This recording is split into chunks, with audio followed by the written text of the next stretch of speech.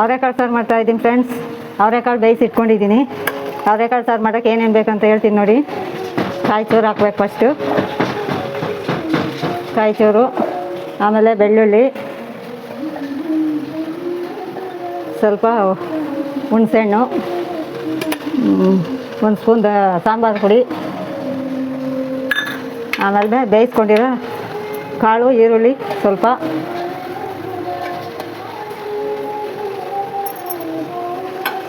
ಸ್ವಲ್ಪ ಕೊತ್ತಂಬರಿ, ಇದೆಲ್ಲ ಹಾಕ್ಕೊಂಡು ರುಬ್ಕೊಬೇಕು ನೈಸಾಗ.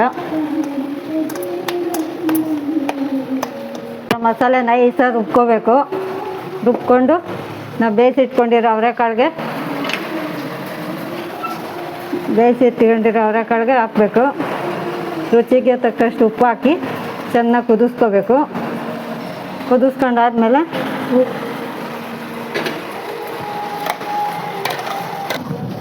ಸಾಸಿವೆ ಹಾಕಿ,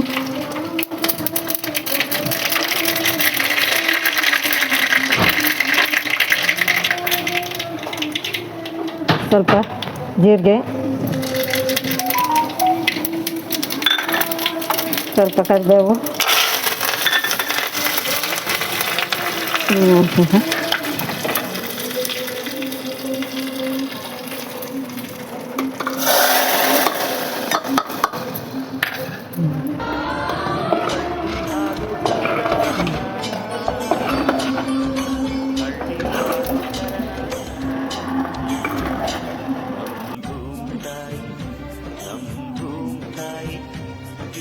Yeah, you got that yummy, that yummy,